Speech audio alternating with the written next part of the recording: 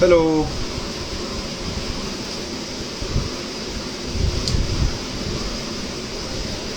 हाय अभिषेक। हाय सलमान।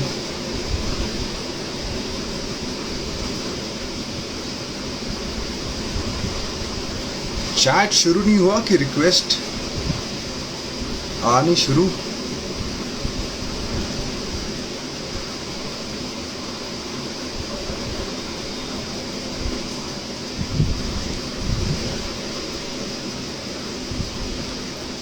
नमस्ते नमस्ते नमस्ते। हेलो बालेंद्र।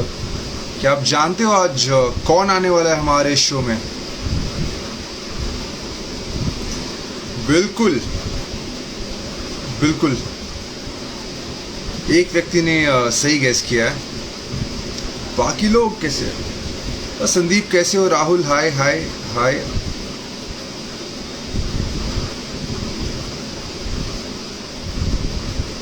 शिखा हेलो।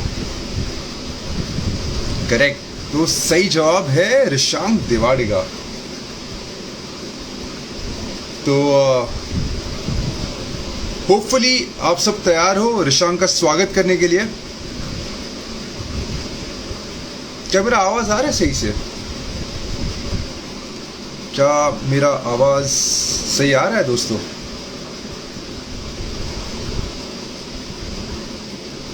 परफेक्ट, चलो ठीक है। When will PK start? Rishank sir, चलो बहुत बढ़िया। तो शुरू करते हैं आज का मैट और मसाला चाय सीजन 2 एपिसोड 4। आज के हमारे जो मेहमान है बहुत ही खास, one of the best raiders in PKL, Rishank Devadiga. Rishank Devadiga season 5 से यूपी योद्धा के साथ है। इसके पहले उन्होंने PKL का एक टाइटल भी जीता है यू मुंबा के साथ। और सीजन 5 में उन्होंने एक रिकॉर्ड भी बनाया था, एक मैच में 28 पॉइंट स्कोर करके। ये तभी का रिकॉर्ड था। पर ऋषांक की जो जर्नी है इतनी आसान नहीं थी। उनके करियर के शुरुआत में वो द लीला में काम करते थे और अपने मैनेजर से रिक्वेस्ट करके कबड्डी खेलने जाते थे। और ये उस समय की बात है। ऋषांक ने इतने परिश्रम करके कभी सोचा भी नहीं होगा कि आज वो कबड्डी के इतने बड़े नाम हो जाएंगे। तो आज जानते हैं ऋषांक से खुद की उस जर्नी के बारे में, उस चैंपियनशिप के बारे में जो उन्होंने जीती है, और उनका यूपी योद्धा के साथ का जो अब तक का जो सफ़र है उसके बारे में। तो let's send a request to Rishank. देखते वो आए हैं कि नहीं।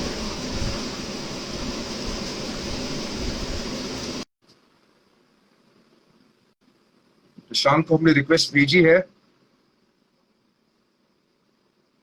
आज इंडिपेंडेंस डे है दोस्तों, सो हैप्पी इंडिपेंडेंस डे। स्वातंत्र दिन की बहुत बहुत बहुत शुभकामनाएं आप सबको। और बहुत मजा आने वाला है। आज संडे है, ऋषांक भी हमारे साथ होंगे। I think it's a phenomenal combination. Rishank welcome. Hi hi hello. Welcome to mat और मसाला चाय। कैसे हो आप? मैं ठीक हूँ, तुम कैसे हो? बहुत बढ़िया यार। मैं अभी जो ऑनलाइन हमारे फैंस हैं उनको बता रहा था कि आपकी शुरुआत की जर्नी, जो आप लीला में जब आप टॉप करते थे, तभी यस से यस लेके यस। का जो सफर है, क्या आपने कभी सोचा था कि आप इतने बड़े एक कबड्डी में एक नाम बन जाओगे कुछ सालों में? नहीं, कभी सोचा तो नहीं था ऐसे, क्योंकि उस टाइम पे प्रो कबड्डी जैसा प्लेटफॉर्म नहीं था, और पता नहीं था कि कबड्डी इतना बड़ा हो सकता है आगे जाके। कबड्डी मैं बचपन से खेलता था, मुझे शौक था कबड्डी खेलने का। बस वो शौक को मैं कंटिन्यू कर रहा था। और आप मुंबई में खेलते जैसे थे मैं, कबड्डी? हाँ, मुंबई में खेलता था मैं कबड्डी। कहाँ पे? मुंबई में सैंटा क्रूज में एक क्लब है जहाँ पे मैं रहता हूँ, सागर क्रीड़ा मंडल करके। तो वहां से शुरुआत की थी कबड्डी खेलने की। तो उसके वहां से जर्नी शुरू हुई, तो अब तक चल ही रही है। सांता क्रूज से सीधा international journey. Yes yes yes. Rishank, हमें बताइए कि लॉकडाउन था, एंड एज यू नो बहुत डिफिकल्ट रहता है एथलीट्स को फिटनेस मेंटेन करने के लिए, स्पेशली जब बाहर जाना बंद था, जिम्स बंद थे। तो उस दौरान आपका ट्रेनिंग रूटीन कैसा था लॉकडाउन में? देखिए बहुत मुश्किल हुआ था शुरुआत में।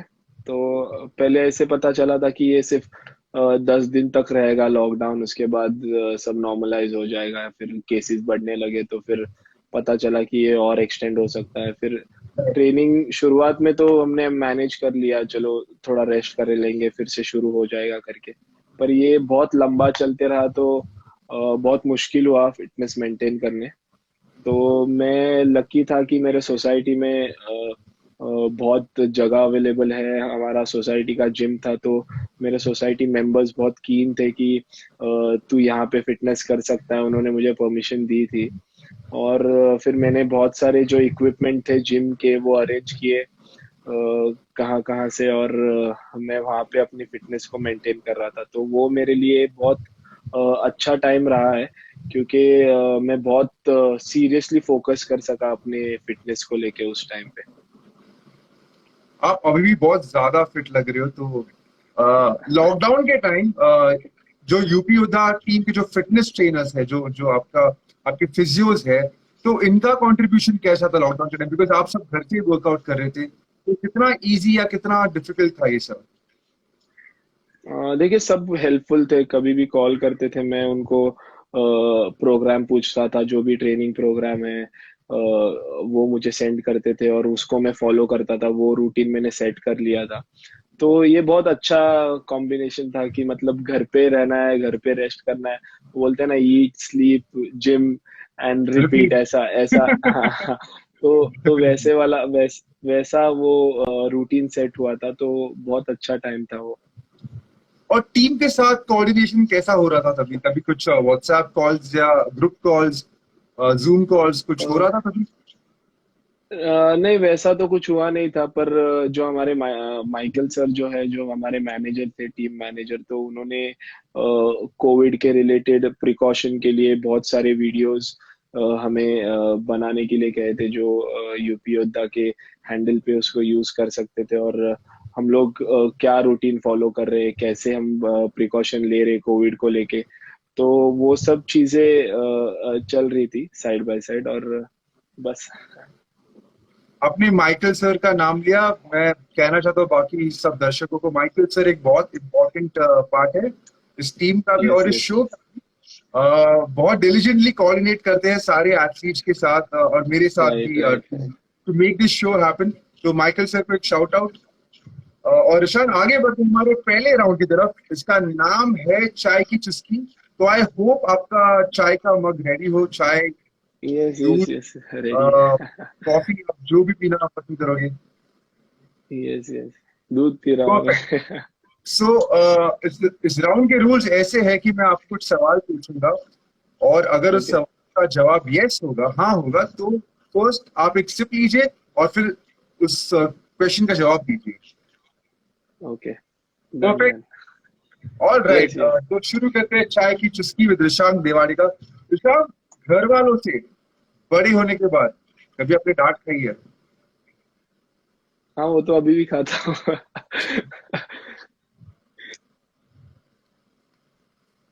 आई थिंक नो मैटर कितना कितने बड़े हो जाए हम, डांट तो मॉम राइट डैड की राइट। खाती ही है। वो तो हाँ कंपलसरी है, उसके बिना मतलब दिन नहीं गुजरता हमारा। ऐसा है। Alright, next question. ऋषांक, अभी आप, लाइक हम सब आपको सीजन 1 से देख रहे पीकेएल के, जब सीनियर प्लेयर्स बन गए हो, तो कोच साहब से क्या अभी भी डांट खाते हो, या कोच साहब अब डांटना बंद कर दिया आपको? देखिए कोच साहब जो यूपी योद्धा के कोच है, वो तो बहुत शांत है और बहुत सपोर्टिव है। उन्होंने कभी मतलब हम मैच हारे भी है और ऐसा कुछ भी सिचुएशन रहा है, उन्होंने हमेशा सपोर्ट किया है। तो वो तो हमेशा बहुत शांत रहते हैं और कभी किसी को मतलब ज्यादा चिल्लाते नहीं है, सबको समझ के लेते हैं। और जो मेरे बीपीसीएल के कोच है, जो मेरे कंपनी के कोच है, वो तो हमेशा बहुत स्ट्रिक्ट है। प्रताप शेट्टी है उनका नाम। तो वो बहुत स्ट्रिक्ट है, तो उनको बहुत डरता हूँ मैं। तो वो हमेशा कुछ भी गलत होता है, कुछ रहता है, तो वो बहुत डांट देते हैं। आपने बहुत डिप्लोमेटिक वे चूज किया है। हितेश ने तो बताया था कोच साहब उसे बहुत डांटते हैं। हाँ, पर मुझे कभी ऐसे लगा नहीं कि जसवीर सर जो है हमारे, उन्होंने कभी ऐसे किसे डांट दिया हो या बहुत ही ज्यादा ऐसे सीरियस कुछ होता है तो वो समझाते हैं बहुत अच्छी तरह से, पर ऐसे कभी गुस्सा होते नहीं वो मोस्ट ऑफ। आर्मी बैकग्राउंड से तो डिसिप्लिन ऑब्वियसली बहुत ही यस यस इम्पोर्टेंट यस, चीज। हाँ हाँ। बस उनको यही है कि प्लेयर सॉरी ने गो ऑन। डिसिप्लिन में रहना चाहिए। हाँ, बिल्कुल वो यही बिल्कुल। सोचते हैं कि प्लेयर ने डिसिप्लिन में रहना चाहिए, हमेशा बातें सुननी चाहिए, और बाकी खेल तो अप डाउन होते रहेगा, पर डिसिप्लिन जो मेंटेन करेगा वो प्लेयर आगे जा सकता है, तो यही वो हमेशा कहते हैं हमें। डेफिनेटली। ऋषभ, नेक्स्ट क्वेश्चन ये मेरा फेवरेट क्वेश्चन है पूछने के लिए। क्या आपने कभी किसी सेलिब्रिटी के डीएम में स्लाइड किया है? नहीं नहीं, कभी नहीं। अभी नहीं, अभी तो लोग जानते हैं आपको, बट सीजन 1 या नहीं नहीं, सीजन 2 के समय। पहले भी ऐसे कभी किया नहीं था मैं, मतलब ज्यादा ऐसे सोशल मीडिया पे पहले एक्टिव नहीं रहता था, मतलब पता नहीं था उस टाइम पे कि ये प्लेटफॉर्म इतना बड़ा है करके। सीजन फर्स्ट से तो, सीजन फर्स्ट में मैंने मेरा इंस्टाग्राम हैंडल ओपन किया था, मतलब जो अकाउंट ओपन किया था, तो तब से ही मतलब कभी ऐसे हुआ नहीं, कभी किया नहीं मैंने। और कभी किसी सेलिब्रिटी ने आपको डीएम किया? अह, पता नहीं। नहीं नहीं। आई थिंक वो स्माइल से आप बताना चाहते हो कि ये सवाल नहीं पूछना चाहिए। ठीक है। ऋषभ, बताइए कि कभी कोई फैन आपको मिलने के चक्कर में होटल तक आ गए हो? हाँ, ऐसे बहुत बार हुआ है। हाँ। बहुत सारे फैंस आए हैं ऐसे, हमेशा से। इनफैक्ट हर सीजन में ऐसे आते हैं फैंस, किसी भी वेन्यू पे हम जाते हैं तो वो होटल तक आ जाते हैं मिलने के लिए। और अभी थोड़ा स्ट्रिक्ट किया है, जो इंटीग्रिटी इशू होते हैं हमारे टीम को लेके, तो अलाउ करते नहीं है, पर पहले सीजन 1 से लेके सीजन 4 5 तक ये बहुत होता था कि हम मैच खेल के आए और फैंस होटल के बाहर हमारे लिए रुके, फोटो के लिए रुकते, तो ऑल द वे स्टेडियम से लेके होटल तक हमारे पीछे पीछे आते, तो ऐसे भी बहुत बार हुआ और ये फैंस जब आते हैं होटल में या कहीं पर भी मैच के बाद, अ, सबसे वियर्डेस्ट सवाल क्या पूछते हैं? लाइक एक रहता है ना फैन एकदम पैशनेट रहता है गेम के बारे में, और पैशनेट जो फैंस रहते हैं वो कुछ भी सवाल करते हैं प्लेयर से। सो कोई ऐसा सवाल आपको याद हो जो किसी पैशनेट फैन ने आपको कुछ पूछा हो या करने बोला, जैसे कि यार ऋषांग एब्स दिखा दो, डोले दिखा दो, बहुत कॉमन चीज है। लेकिन आपके है। साथ कभी हुआ ही है? नहीं, वैसा तो कुछ नहीं हुआ है, पर फैंस जब भी आते हैं तो उनको एक ही उनका टारगेट होता है कि हमारे साथ एक फोटो मिल जाए उनको, तो वो उसी इसमें रहते हैं। और हम भी मतलब कभी फैंस को नाराज नहीं करते, कब जब भी पॉसिबल रहा जिसे भी फोटो या ऑटोग्राफ देना हम पॉसिबल रहता है, तो वो हम हमेशा करते ही है, मतलब कभी किसी को नाराज नहीं करते। डेफिनेटली। Rishank, last question. हम जानते हैं कि आप क्रॉसफिट में बहुत दिलचस्पी रखते हैं, which is a great sport. कभी राइट। जान कि आपने किसी को इम्प्रेस करने के लिए फ्लेक्स किया है मसल्स? इम्प्रेस करने के लिए तो नहीं किया है, पर जब भी वर्कआउट करते हैं तो मुझे अच्छा लगता है कि मैं मिरर के सामने रह के अपने मसल को फ्लेक्स करूं, कैसे वो पंप कर रहे हैं मसल कैसे, और ये सब चीजें होती रहती है। पर किसी को इम्प्रेस करने तो नहीं किया, मैं खुद को इम्प्रेस करने ही करता हूँ।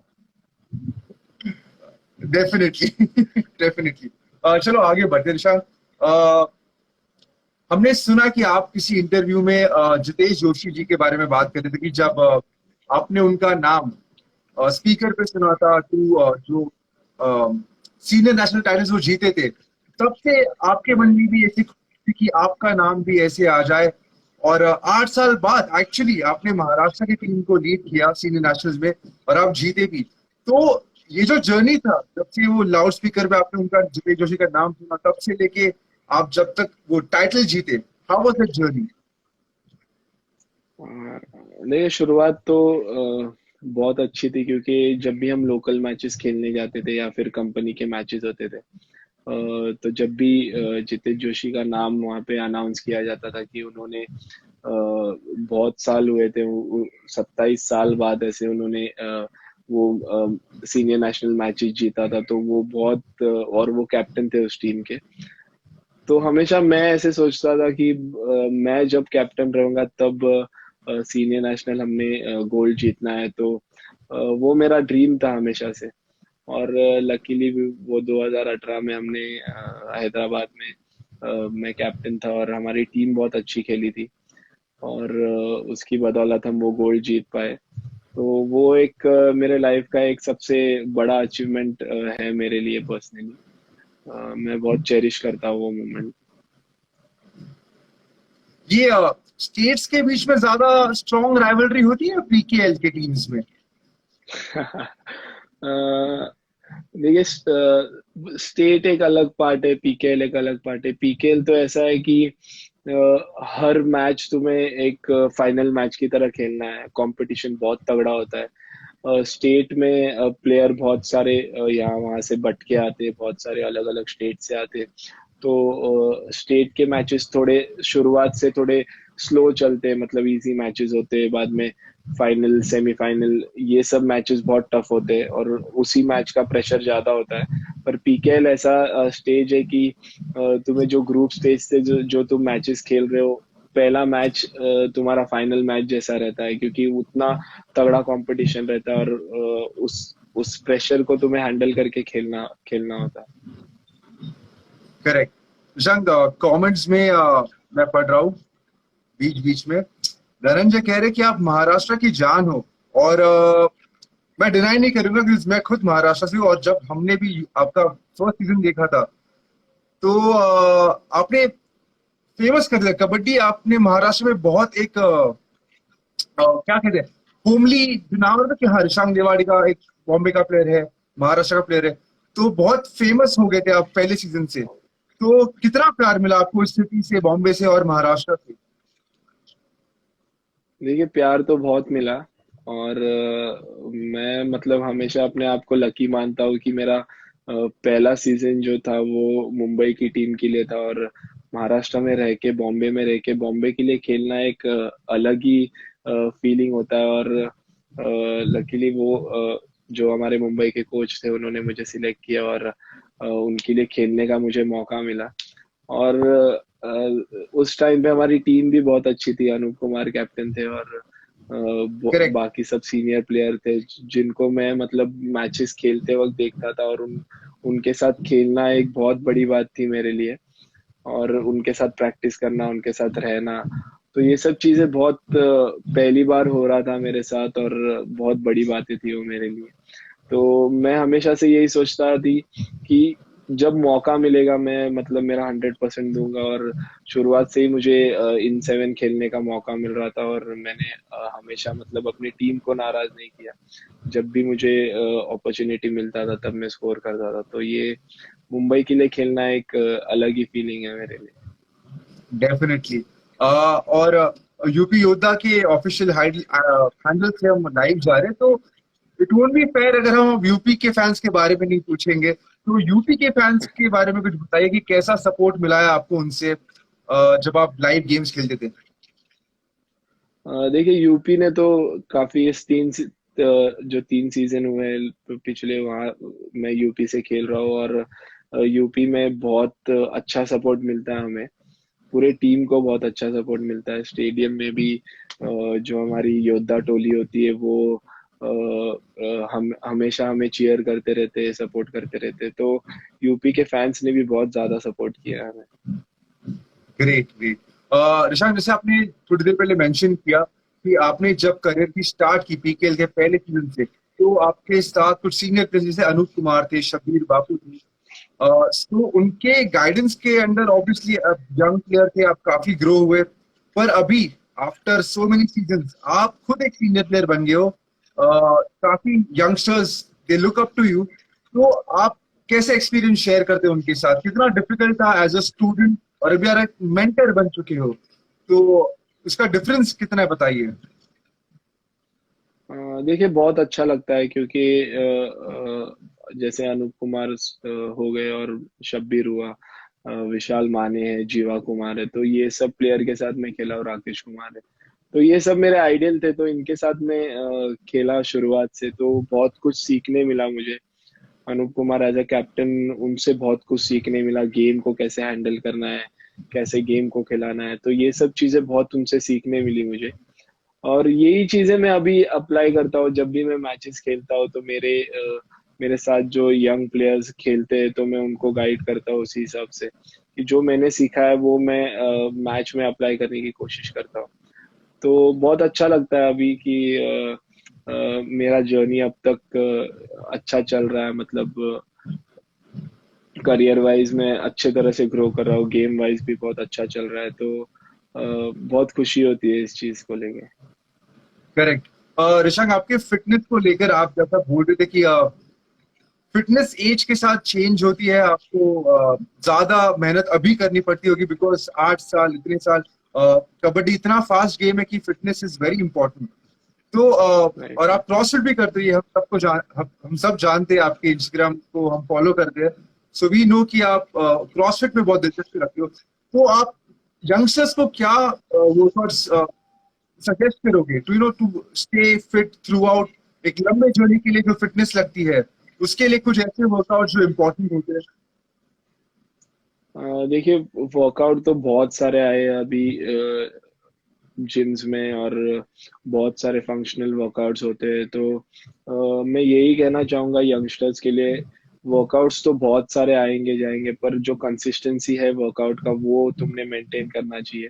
अगर कंसिस्टेंट रहोगे अपने गेम को लेके, अपने फिटनेस को लेके, तो बहुत लंबा तुम खेल सकते हो, अपना करियर को आगे बढ़ा सकते हो।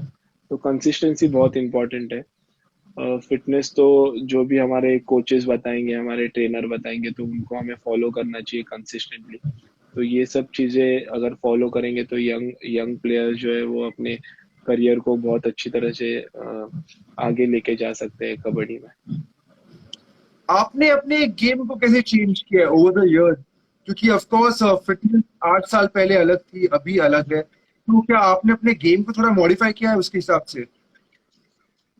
देखिए, गेम तो हमेशा गेम उतना चेंज होता नहीं है, पर हम फिटनेस पे वर्क कर सकते हैं, और उसको अगर फिट है हम, तो ऑब्वियसली गेम में कुछ तो चेंजेस कर सकते हैं हम, कुछ प्रैक्टिस में स्किल्स पे वर्क कर सकते हैं, तो ये सब चीजें हो सकती है। तो उसके लिए सबसे ज्यादा जो इम्पोर्टेंट है वो फिटनेस है। तो वो मैं कोशिश करता हूँ कि मैं जितना हो सके उतने अपने फिटनेस पे ध्यान दूँ, और फिटनेस को अपने मेंटेन रखूँ। करेक्ट। ऋषभ, मैं अभी ऑनलाइन जो मैं देख रहे हैं उनको बता ही रहा था कि आपकी करियर की शुरुआत जब आप लीला में जॉब करते थे और अपने मैनेजर से रिक्वेस्ट करके आप कबड्डी मैचेस खेलने जाते थे। तो ऑब्वियसली बहुत लोगों का लाइफ आजकल वैसी हो गया कि एक जॉब है उनके पास जो सिक्योर जॉब होता है, सैलरी वाला। वो उन्हें करनी चाहिए क्योंकि ऑफ कोर्स पैसे इंपॉर्टेंट है, पर उसके साथ अपने पैशन भी जो फॉलो करें, जो कबड्डी को लेकर सीरियस है। तो आप इन यंगस्टर्स को क्या टिप्स देना चाहोगे? कैसे क्या मोटिवेशन के लिए आप बताओगे, सो दैट वो उनका डे जॉब है वो भी संभाले और जो उनका कबड्डी की तरफ जो पैशन है वो भी वो फॉलो करें? देखिए, मेरा तो सिचुएशन ऐसा था कि जो फाइनेंशियल बैकग्राउंड था वो बहुत प्रॉब्लम था हमें, तो उस वजह से मुझे जॉब करना पड़ता था, और साथ ही में जो मेरा पैशन है कबड्डी, वो मैं खेलता था। तो वो एक सिचुएशन था मेरे लाइफ का, और उसको मैंने ठीक तरह से हैंडल किया, और अ, उसमें मैं मतलब सक्सेसफुल रहा। तो मैं यही कहना चाहूंगा कि यंगस्टर्स से कि अपने पैशन को फॉलो करो हमेशा। ऐसे ऑब्स्टेकल्स तो आते रहेंगे लाइफ में, मतलब कुछ ना कुछ तो हमें सैक्रिफाइस करना ही पड़ता है। तो करेक्ट। उससे पर तुम्हें अगर अच्छे चीज के लिए तुम सैक्रिफाइस करोगे, तो सक्सेस तुम्हें आगे 100% मिलेगा। तो मैं यही कहना चाहूंगा जो यंगस्टर्स हैं उनको। करेक्ट। ऋषांक, ये तो मतलब गेम्स के बारे में हमने बात की, फिटनेस को लेके बात की, डिसिप्लिन को लेके बात की। थोड़ा लाइटर नोट पे, क्या आप मूवीज देखते हो? मूवीज देखता हूँ, पर बहुत रेयर रेयर है, ज्यादा देखता नहीं मूवीज, पर कभी कभार अच्छा। देख लेता हूँ। और आपके कोई फेवरेट एक्टर? ऐसा तो कोई है नहीं फेवरेट, बस ज्यादा मैं मतलब एक्टर्स को फॉलो नहीं करता ज्यादा। तो रियल लाइफ हीरोज जो है उनको मैं हमेशा से मतलब वेल देखते आया सेड हूँ। Rishank, well said, brilliant. ऐसे तो उनको ही फॉलो करता हूँ, बाकी ज्यादा एक्टर्स वगैरह के पीछे नहीं रहता। अच्छा, क्योंकि मेरा अगला सवाल एक्टर्स को लेके था, इसीलिए मैं आपको पूछ रहा था। जैसे कि हम देख रहे हैं कि बहुत सारे बायोपिक्स बन रहे एथलीट्स पर, एथलीट्स के जर्नी के ऊपर। से मिल्खा सिंह था, मिल्खा सिंह जी थे, साइना नेहवाल थी। अ, वैसे अगर ऋशांक देवाडिगा के ऊपर अगर आगे जाके मूवी बन रही हो, तो आपके हिसाब से कौन सा एक्टर आपका किरदार निभाना चाहेगा, आपके हिसाब से?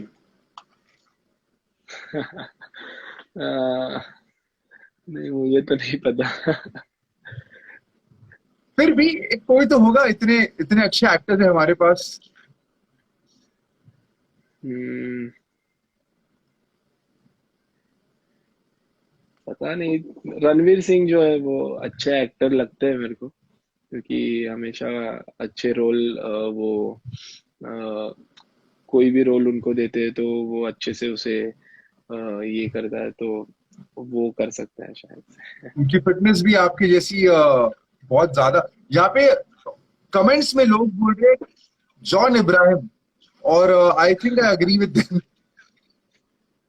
यस। आपके कोच का पार्ट कौन प्ले कर सकता है आपके हिसाब से? नहीं, आइडिया नहीं चलो है ठीक मुझे। है, कोच नहीं, कोई बात नहीं। Next question. आपकी जो लव इंटरेस्ट, जो हीरोइन होगी, वो आप किसे देखना पसंद करोगे आपके साथ? नहीं पता। ऋषांक, हम जानते हैं आप बहुत ही शाय इंसान हो, हम जानते हैं। बट कौन, फिर भी एक नाम। हमारे फैंस भी पूछ रहे थे, तो यहाँ पे मैं ज्यादा कमेंट्स फॉलो दे रहे करता कि नहीं है अनुष्का, उसमें। दीपिका, आपके हिसाब से कौन होना चाहिए? अ, कोई भी चल जाएगा, ऐसा कुछ नहीं। बस बस पिक्चर बना दो, कुछ भी चलेगा।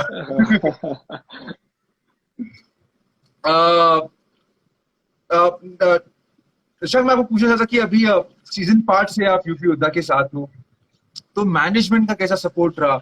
हम जानते हैं कि जो बीके एकेडमी है, बीके एकेडमी, यूपी योद्धा एकेडमी है, इसकी फैसिलिटीज बहुत बढ़िया है। तो एकेडमी के साथ आपका रिलेशनशिप कैसा रहा? जो मैनेजमेंट है उनके साथ रिलेशनशिप आपका कैसा है? देखिए, मैनेजमेंट जो यूपी योद्धा का है वो बहुत ही एक्सेप्शनल है। मतलब मैं ये कह सकता हूँ कि जो 3 सीजन में जो मैंने देखा है इतने फ्रेंचाइज में, सबसे बेस्ट मैनेजमेंट यूपी योद्धा का मैं कह सकता हूँ, क्योंकि बहुत प्रोफेशनल है, बहुत अच्छी तरीके से प्लेयर को समझते, गेम सिचुएशन को समझते, सब कुछ। तुम देख सकते हो कि हम हमेशा यूपी योद्धा पिछले 3 सीजन से हम स्टार्टिंग में स्ट्रगल करते हैं, पर वो स्ट्रगल के टाइम मैनेजमेंट इतना सपोर्ट करता है हमें, तो उस वजह से हम कम बैक कर पाते हैं। और जो पिछले 3 सीजन से हम प्लेऑफ्स में खेल रहे, तो इसमें बहुत बड़ा हाथ है मैनेजमेंट का और कोचेस का, कि वो हमें पूरी तरह से बैक करते हैं जब टीम अच्छा नहीं खेल रही है तो भी।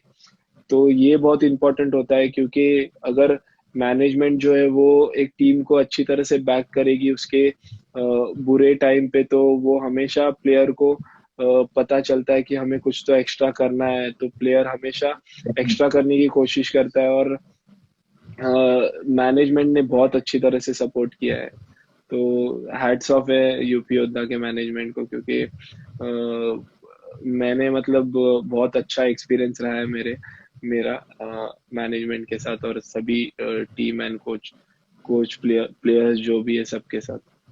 और जो एकेडमी है, वो एकेडमी सिर्फ यूपी योद्धा टीम प्लेयर्स के लिए नहीं, बट बाकी यंगस्टर्स के लिए भी ओपन है, उन्हें भी ट्रेन करें। Right, right. तो आपके हिसाब से कितने फायदेमंद है ये जो एकेडमी है वो? बहुत ज्यादा फायदेमंद है, क्योंकि जब हमारे टाइम पे ऐसे एकेडमीज नहीं थे, और हम तो ऐसे ही लोकल मेरे क्लब में खेलता था मैं, और अपॉर्चुनिटीज बहुत कम थे। पर अभी जो यंगस्टर्स है उनके लिए बहुत ज़्यादा फैसिलिटीज बढ़ गए कबड्डी को लेके।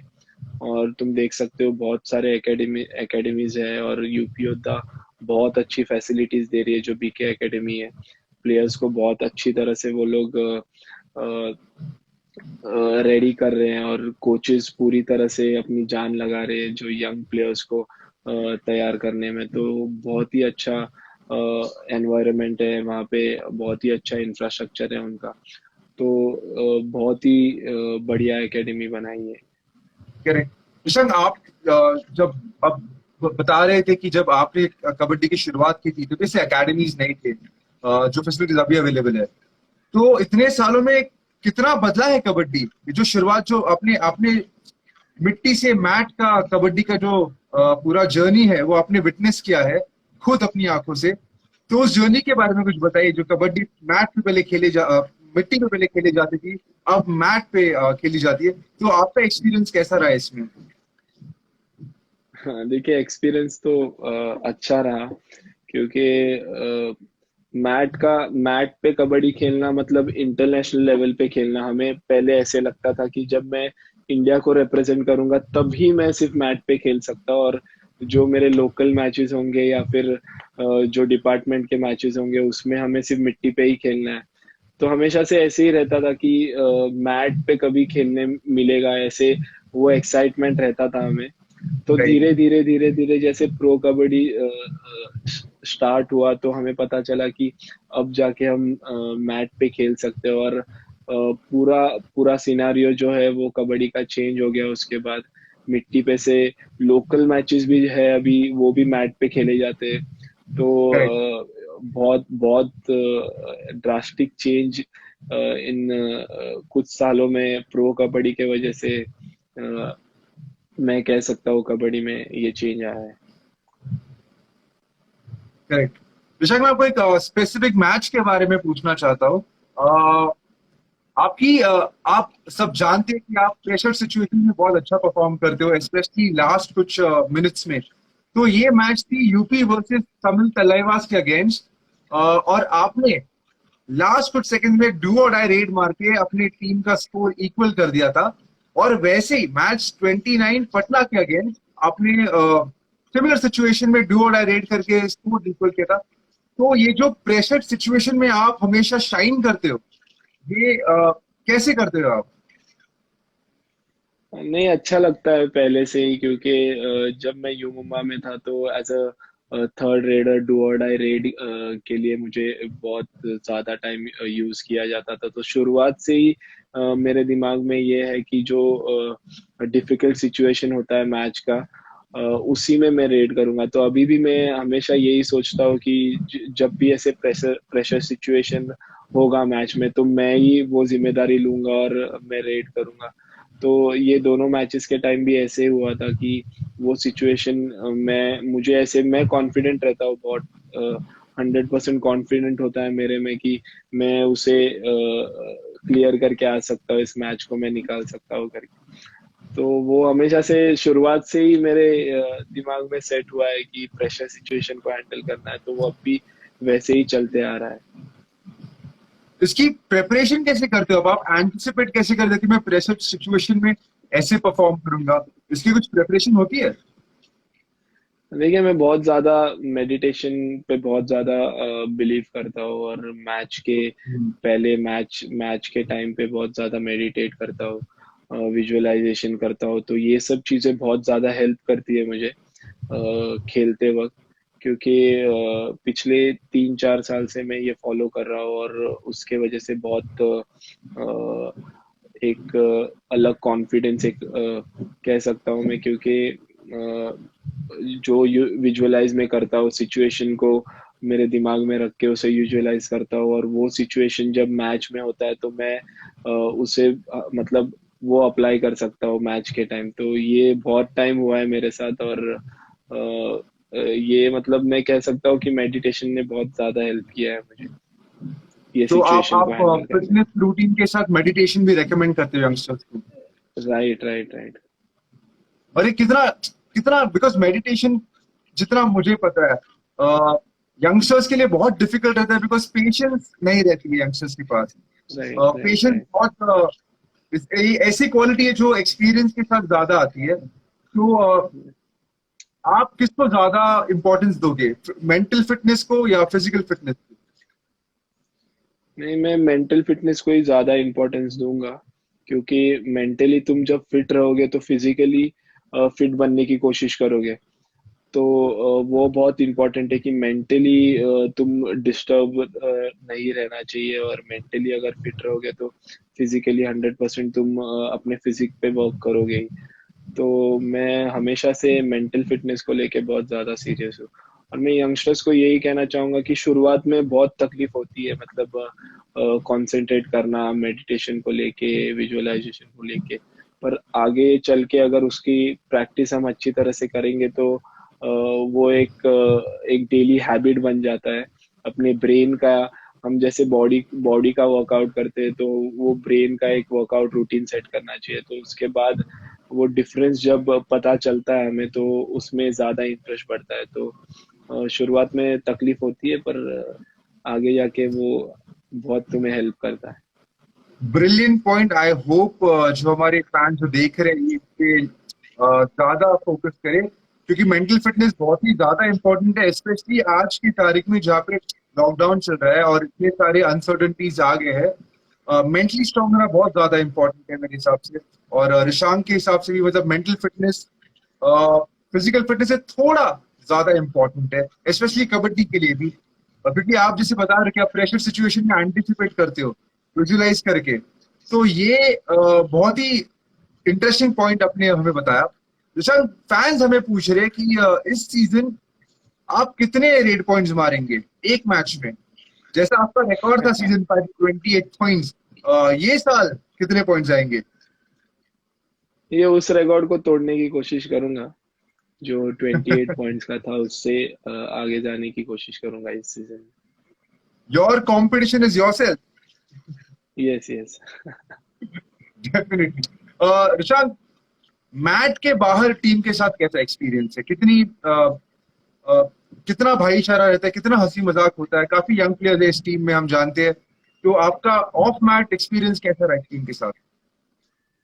बहुत अच्छा रहा है एक्सपीरियंस, क्योंकि हंसी मजाक तो टीम का पार्ट है और वो होना बहुत जरूरी है। क्योंकि हम अपने घर से दूर रहते हैं उस टाइम पे, और एक फैमिली जैसा हो जाता है जब हम पीकेएल टीम के साथ रहते हैं। तो वो एक हमारे लिए एक फैमिली जैसे रहते हैं, क्योंकि हम 4-5 महीने से घर से दूर रहते हैं। तो करेक्ट। वो एटमॉस्फेयर ऐसा हो जाता है कि सब अपने भाई जैसे रहते हैं। जो कोचेस रहते हैं वो हमारे माता पिता जैसे होते हैं। तो उनके वो एक ऐसा एनवायरनमेंट रेडी होता है, तो उसमें हंसी मजाक ये सब चीजें होती रहती है। तो बहुत अच्छी तरह से जेलिंग होता है हमारा टीम और प्लेयर के साथ। तो ये बहुत इम्पोर्टेंट है एक टीम में। ये जब होगा एक टीम में, तो वो टीम जरूर अच्छा करेगी। तो वो यूनिटी होना बहुत ही इम्पोर्टेंट है। अरे, आपके सबसे क्लोज फ्रेंड कौन है इस टीम में? क्लोज फ्रेंड तो सभी क्लोज ही फ्रेंड क्लोज फ्रेंड ही है। ऐसा कोई एक नहीं है, पर मेरा जो प्रशांत राय जो थे उनके साथ अच्छा ये रहा। और इस सीजन में मोहसिन मकसूदलो जो था वो मेरा रूम पार्टनर था, तो उनके साथ अ, मेरा बहुत अच्छी तरह से जमता था। अच्छा। ऋषांक, आप इंडिपेंडेंस डे तो ये सवाल आपको पूछना तो बनता ही है।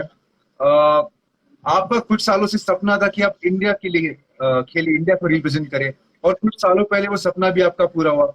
तो कैसा था वो एक्सपीरियंस जब आपने फर्स्ट टाइम इंडिया की जर्सी पहनी, आपने इंडिया को रिप्रेजेंट किया, आप मैट पर उतरे, गेम खेले? क्या आपको वो मैच याद है जब आप फर्स्ट टाइम इंडिया के लिए खेले थे?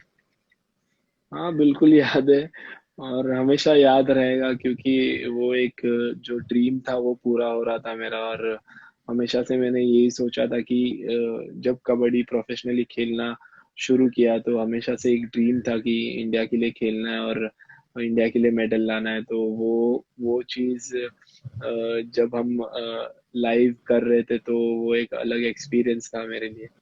बहुत बड़ा मोमेंट था वो मेरे लिए। अच्छा। और ऋषांक, अब तो एक पीकेएल का टाइटल है आपके पास, सीनियर नेशनल्स का टाइटल है, और टीम इंडिया के साथ दुबई मास्टर्स टाइटल भी है। तो सवाल है कि व्हाट नेक्स्ट, ऋषांक? देखिए, नेक्स्ट तो अभी ये है कि फिर से एक पीकेएल का टाइटल जीतना है, और उसके बाद इंडिया के लिए जो एशियन गेम्स या फिर आगे जो भी टूर टूर आएगा तो उसमें फिर से टाइटल जीतना है। तो गोल्स है मेरे लाइफ में, तो मैं यही सोचता हूँ कि गोल्स होने बहुत इंपॉर्टेंट है, और उसको जब गोल्स होंगे हमारे और हाई गोल्स होंगे तो उसको अचीव करना तुम्हें बहुत इजी हो जाता है। तो मैं यही कहना चाहूंगा कि जो आगे के जो अभी जितना खेलना है अभी कुछ सालों में, तो जो जो मैंने सोचे है वो मैं अचीव करके रहूंगा। होपफुली ये साल यूपी के लिए एक टाइटल आप जीत जाए, हमारे फैंस बहुत खुश होंगे, और आपके लिए एक और टाइटल होगा। Yes, yes, yes. But Vishant, kabaddi के अलावा आपकी क्या इंटरेस्ट है, कुछ हॉबीज? बिकॉज इतनी ट्रेनिंग जो आपका रहता है, जैसे आपने बताया 5-5 महीने आप बाहर रहते हो, फैमिली से दूर रहते हो, और ट्रेनिंग भी इतनी आसान नहीं रहती है, बहुत ही फिजिकली और मेंटली एग्जॉस्टिंग होती है। तो जो डी स्ट्रेस करने का टाइम होता है, जब रात को आप जब अकेले रहते हो, तो आप डी स्ट्रेस कैसे करते हो अपने आप को? हाँ, देखिए, बाइक राइडिंग बहुत पसंद है मुझे, तो कबड्डी के अलावा मैं बाइक राइडिंग करता हूँ, और फ्रेंड्स के साथ हैंग आउट करना, तो ये चीज़ें भी बहुत अच्छी लगती है कि फ्रेंड्स को मिलेंगे तो हमारा जो स्ट्रेस है दिन भर का वो पूरी तरह से निकल जाता है। तो ये सब चीज़ें मैं करता हूँ जब भी ऐसे एक हेक्टिक डे रहा मेरे लिए, या फिर ऐसा कुछ आप सिचुएशन रहा। कौन सी बाइक चलाते हो ऋषांक आप? अभी तो मेरे पास जो केटीएम है वो है। ऐसे बहुत सारे बाइक्स चलाए हैं मैंने, तो आगे जाके देखूंगा कुछ अच्छा कलेक्शन मेरा बाइक का मैं कर सकूं। तो डेफिनेटली हम भी चाहते हैं कि आपका बाइक का कलेक्शन और बड़ा हो जाए, और हमें कभी दिखने मिले बॉम्बे तो डेफिनेटली अब रुकाएंगे हम आपको। Yes, yes. ऋषांक, याद है हमने आपका इंटरव्यू लिया था?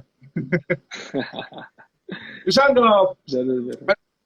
अगले राउंड की तरफ बढ़ते हैं हम, लाइट हार्टेड अगेन। इस राउंड का नाम है कौन से योद्धा।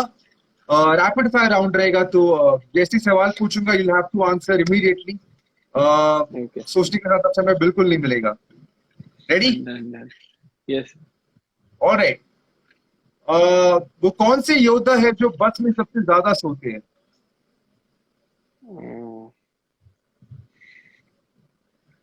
सोता तो मैं ही होता था। बहुत ऑनेस्ट और डिप्लोमेटिक आंसर, समझ में नहीं आ रही है ऑनेस्ट ज्यादा है या डिप्लोमेटिक ज्यादा है। ठीक है, चलो नेक्स्ट क्वेश्चन। जब टीम बाहर घूमने जाती है तो सबसे ज्यादा खाना कौन खाता है? खाना अरकम करके है, अरकम शेख, तो वो बहुत खाता है। अच्छा। आपको टीम में सबसे ज्यादा कौन चिढ़ाता है? कोई नहीं चिढ़ाता मुझे। ये ये सीनियर होने का फायदा। नहीं, वैसे नहीं, सब रिस्पेक्ट करते हैं ऐसे। ज्यादा कोई किसी को चिढ़ाता नहीं है, डिसिप्लिन में रहते हैं सब लोग अच्छे से। अच्छा, ओके। और टीम में सबसे मस्तीखोर कौन है? मस्तीखोर नितेश है, सचिन है। ये दोनों बहुत ज्यादा मस्ती करते थे। और टीम में सबसे बड़ा ड्रामेबाज कौन है? ड्रामेबाज तो सचिन ही कहूंगा सचिन। मैं। अ, टीम में सबसे ज्यादा कोच साहब की डांट कौन खाया? डांट, जो यंग प्लेयर्स है वो तो हमेशा डांट खाते हैं, वो भी अच्छे के लिए, क्योंकि कोच साहब हमेशा उनके पीछे रहते हैं कि ज्यादा मेहनत करो, ज्यादा प्रैक्टिस करो। तो जो यंग प्लेयर्स है उन्होंने बहुत ज्यादा डांट। विशांक, एक फैन से कमेंट आया है, और इसको मैं इग्नोर नहीं कर सकता, तो आपको बता देता हूँ। इन्होंने कहा है कि दादा मराठीमध्ये बोल ना एकदा. बोल, काय बोलू? क्वेश्चन पूछ ले अ, भगवान। राहुल, क्या पूछना चाहते हो आप ऋषांक से? एक काम कीजिए, आज इंडिपेंडेंस डे है, तो इंडिपेंडेंस डे की शुभकामनाएं दीजिए मराठी में. I think that should be enough. स्वातंत्र्य दिवसाच्या तुम्हा सर्वांना माझ्याकडून खूप खूप शुभेच्छा. फैंटास्टिक. आई थिंक सब लोग यही बोल रहे हैं, मराठी बोल, मराठी बोल. फाइनली ऋषांक, जाते जाते बस ये पूछना चाहूंगा कि कोविड टाइम बहुत ही बुरा था सबके लिए, तो क्या प्रिकॉशंस आप बताओगे लोगों को लेने के लिए? आप आपको लोग फॉलो करते हैं, आप आपकी बातें सीरियसली लेते हैं, तो आप क्या कहना चाहोगे कोविड के बारे में, प्रिकॉशंस के लिए? देखिए, सबसे ज्यादा अभी तो सबसे ज्यादा इम्पोर्टेंट है कि वैक्सीन लेना, ये बहुत ज्यादा मैंडेटरी हो गया है। और मैं सबसे यही कहना चाहूंगा कि जिसने भी जैसे भी पॉसिबल होता है अपना वैक्सीन लगवाए, और अपने परिवार वालों का भी वैक्सीनेशन कंप्लीट कराए। तो ये बहुत इम्पोर्टेंट है। अगर हम सब वैक्सीनेट हो जाएंगे तो ये मैं उम्मीद कर सकता हूँ कि कोविड का जो खतरा है उसे हम 100% निकाल सकते हैं अपने देश से। कम कर तो सकते हैं. वैक्सीनेशन बहुत ज़्यादा इम्पोर्टेंट है। और जो भी गाइडलाइंस, जो सरकार गाइडलाइंस दे रही है, जो भी प्रोटोकॉल्स है, वो थरली फॉलो करना चाहिए, क्योंकि वो हमारे अच्छे के लिए कुछ ना कुछ बताएंगे, तो उसको हम फॉलो करेंगे तो ये बहुत अच्छी तरह से इस इस कोविड जैसे बीमारी को हम हरा सकते हैं। तो मैं सबको यही कहना चाहूंगा। Thank you so much Rishank. हमने तो बहुत बहुत अच्छा लगा आप आए, हमारे साथ बातें की. फैंस भी बहुत, इतने सारे लोग लाइव में पहली बार थे शायद इस पूरे सीजन में. तो थैंक यू सो मच. हमें आपका थैंक यू, यहाँ पर थैंक यू। बहुत अच्छा लगा. आई थिंक फैंस ने भी बहुत एंजॉय किया आपकी कंपनी यहाँ पे. तो thank you so much. Yes, all the thank you, best thank आने वाले सीजन के लिए, और होपफुली टाइटल आ जाए हमारी टीम के लिए इस साल. You. Yes, yes, yes, 100%। Thank you so much Rishank. Have a good day. Thank you, thank you, thank you.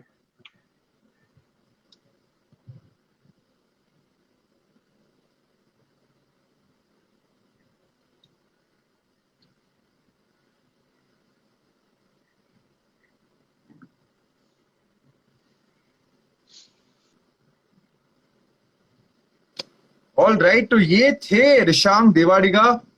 तो इसी के साथ सीजन 2 मैट और मसाला चाय एपिसोड 4 को खत्म करते हैं. बहुत मजा आया, काफी मोटिवेशन वाला एपिसोड था.